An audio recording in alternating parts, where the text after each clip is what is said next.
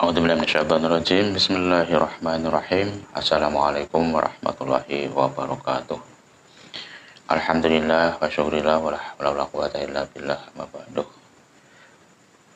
Puji syukur kehadirat Allah Subhanahu wa taala yang telah memberikan berbagai macam kenikmatan, terutama nikmat iman dan Islam, dan petunjuk untuk kita berbuat lebih baik kepada sesama. Bersyukur juga kepada Allah Subhanahu wa taala. Shalawat dan salam kita aturkan kepada junjungan Nabi besar Muhammad sallallahu alaihi wasallam yang kita harapkan syafaatnya kelak di hari kemudian. Kepada pemirsa dimanapun Anda berada, alhamdulillah pada kesempatan hari ini sudah mencapai masalah ke-17, yaitu tawasul. Makna tawasul menurut bahasa mendekatkan diri. Ini tawasaltu ila fulana bikada. Ini saya bertawasul kepada si fulan dengan si anu. Maknanya saya mendekatkan diri kepadanya. Ini catatan tafsir At-Tabari juz 10 halaman 290. Makna wasilah. Wal wasilata, yang artinya wasilah adalah sesuatu yang dijadikan alat untuk mencapai tujuan yang diinginkan. Tafsir Ibnu Katsir juz 3 halaman 103. Bertawasul dengan amal soleh, ini banyak banget nih. Ini saya bacakan artinya saja ya. Abdullah bin Umar berkata, saya mendengar Rasulullah Shallallahu Alaihi Wasallam bersabda, ada 3 orang sebelum kamu melakukan perjalanan. Lalu mereka bernaung di sebuah gua. Mereka masuk ke dalamnya. Lalu ada satu buah batu besar jatuh dari atas bukit dan menutup pintu gua itu.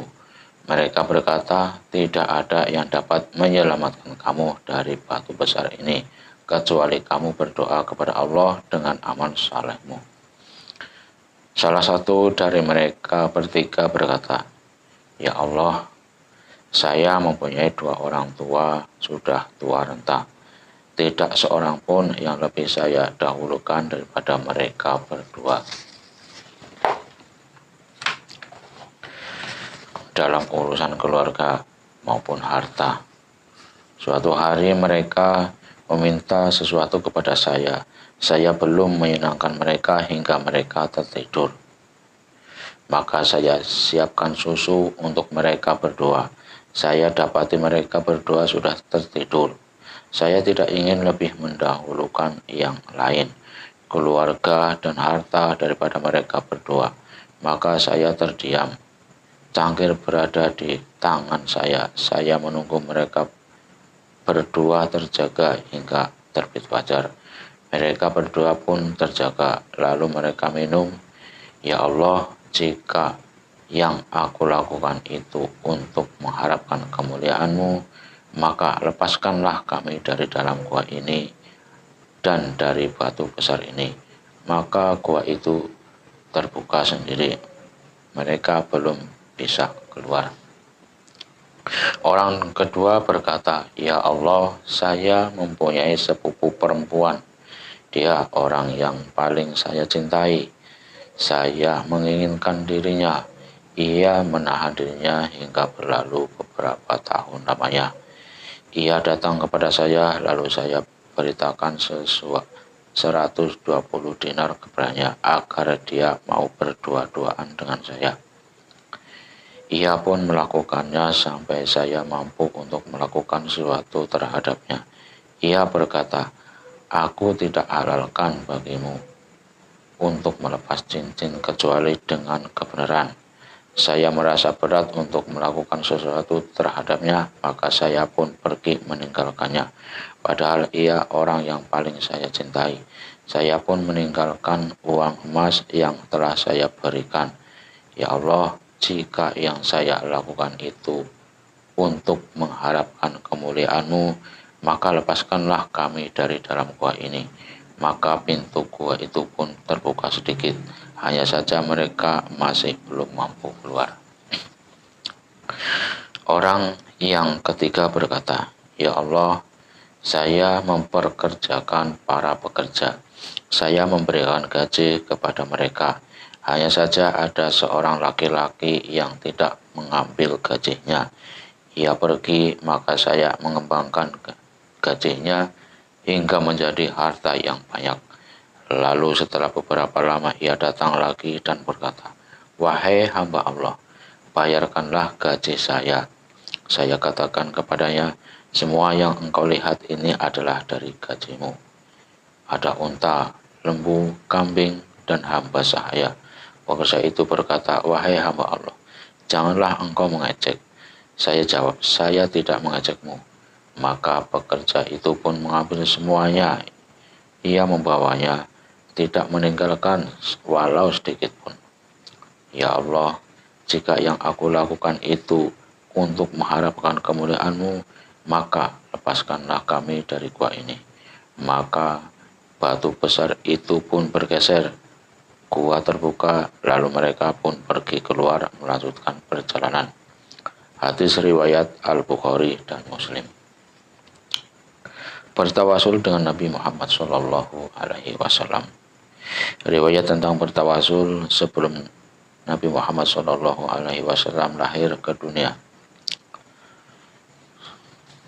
Dari Umar bin Al-Khattab, ia berkata, Rasulullah Shallallahu Alaihi Wasallam bersabda, ketika Adam melakukan kesalahan, ia berkata, Ya Tuhanku, aku memohon kepadamu berkat kebenaran Muhammad ketika engkau mengampuni aku. Allah berkata, Wahai Adam, sebagaimana engkau mengenal Muhammad, padahal aku belum menciptakannya.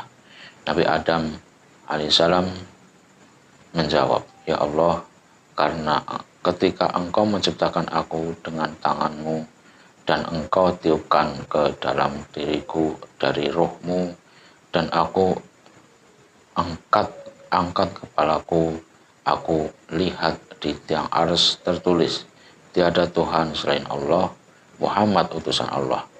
Maka aku pun mengetahui bahwa engkau tidak akan menambahkan sesuatu kepada namamu, melainkan nama orang yang paling engkau cintai.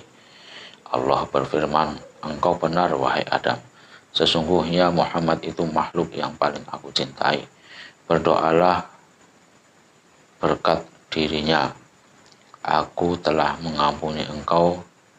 Kalaulah bukan karena Muhammad, maka aku tidak akan menciptakan engkau. Ulama berbeda pendapat tentang hadis ini. Az-Zahabi menyatakan ini hadis palsu, akan tetapi Imam Al-Hakim menyebutkan hadis ini dalam Al-Musadrak. Ia nyatakan sahih disebabkan Al-Hafiz As-Suyuti dalam Al-Hasais An-Nabawiyah. Ia menyatakan sahih disebut Al-Baihaqi dalam Dalail An-Nubuwah. Padahal Imam Al-Baihaqi tidak meriwayatkan hadis palsu. Begitu ia nyatakan dalam Muqaddimah kitabnya juga dinyatakan sahih oleh Imam Al-Qasalani dan Az-Zarqani dalam Al-Mawahib Al-Latuniyah, As-Subaki dalam Syifa As-Saqam. Imam Ibnu Taimiyah berdalil dengan hadis yang semakna dengan hadis ini. Diriwayatkan bahwa Allah telah menuliskan nama Muhammad di ars, di surga, di pintu-pintunya, di kubah-kubahnya, dan di dedauanannya. Diriwayatkan beberapa riwayat yang sesuai dengan hadis-hadis sahih yang menjelaskan agar mengagungkan nama Muhammad dan memuliakan sebutannya pada saat itu. Telah disebutkan sebelumnya lafaz hadis yang terdapat dalam Al-Musnad dari Maisarah Al-Fajr ketika dikatakan kepada Rasulullah Shallallahu Alaihi Wasallam, sejak bilakah engkau menjadi nabi? Rasulullah Shallallahu Alaihi Wasallam menjawab, sejak Adam antara ruh dan jasad. Diriwayatkan oleh Abu Al-Husain bin Basron dari jalur riwayat Syekh Abu Al-Faraj bin Al-Jauzi dalam Al-Wafa bi Fadail Al-Mustafa.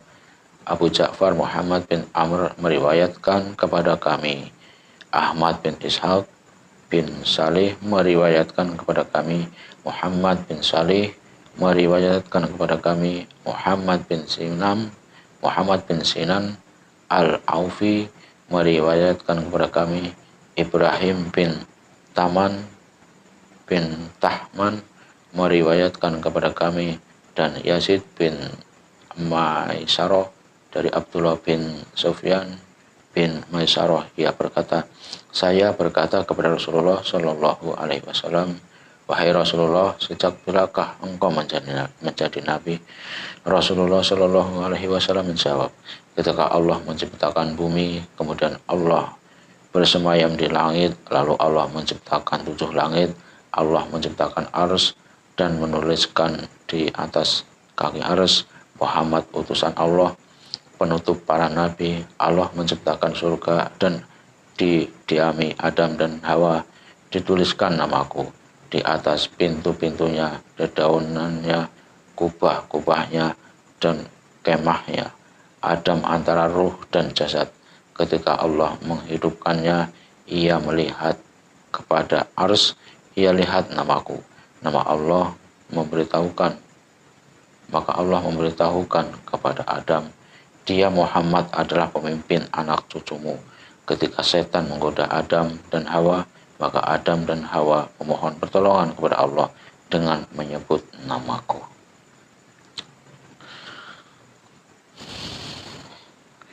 Diriwayatkan oleh Abu Nuaim Al-Hafiz dalam kitab Dalail An-Nubuwah dan dari jalur riwayat Syekh Abu Al-Faraj, Sulaiman bin Ahmad meriwayatkan kepada kami, Ahmad bin Rasidin meriwayatkan kepada kami, Ahmad bin Sa'id Al-Fihri meriwayatkan kepada kami, Abdullah bin Ismail Al-Madani meriwayatkan kepada kami, dan Abdurrahman bin Zaid bin Aslam dari bapaknya, dari Umar bin Al-Khattab, ia berkata, Rasulullah Shallallahu Alaihi Wasallam bersabda, ketika Adam melakukan dosa, ia mengangkat kepalanya seraya berkata, wahai Tuhanku, berkat kebenaran Muhammad, engkau mengampuni aku. Diwahyukan kepada Adam, siapa Muhammad? Adam menjawab, wahai Tuhanku, ketika engkau menyempurnakan penciptaanku, aku angkat kepalaku, arsmu tiba-tiba tertulis di atasnya, tiada Tuhan selain Allah, Muhammad utusan Allah. Maka aku pun mengetahui bahwa dia Muhammad makhlukmu yang paling mulia bagimu, karena engkau mendekatkan namanya bersama namamu. Allah menjawab, ya, aku telah mengampunimu. Dialah nabi terakhir dari keturunanmu. Kalaulah bukan karena dia, maka aku tidak akan menciptakan engkau. Ibnu Taimiyah melanjutkan komentarnya, hadis ini mendukung hadis sebelumnya. Kedua hadis ini sebagai penjelasan hadis-hadis sahih. Ini dijelaskan Majmu' Fatawa Imam Ibnu Taimiyah juz 2 halaman 150 dan 151. Terima kasih kepada semuanya. Besok kita teruskan orang-orang Yahudi bertawasul dengan Nabi Muhammad SAW sebelum beliau lahir. Demikianlah pembacaan buku ini. Saya ucapkan banyak-banyak terima kasih. Apabila ada kurang berkenan di para pemirsa dimanapun Anda berada, saya mohon maaf sebanyak-banyaknya. Tidak lupa juga tolong subscribe channel ini supaya berkembang, supaya bisa menyampaikan apa-apa yang ada dalam buku karangan para ulama-ulama yang benar. Untuk kesekian kalinya, untuk terakhir kalinya saya ucapkan wabillahi taufiq wal hidayah. Wassalamualaikum warahmatullahi wabarakatuh.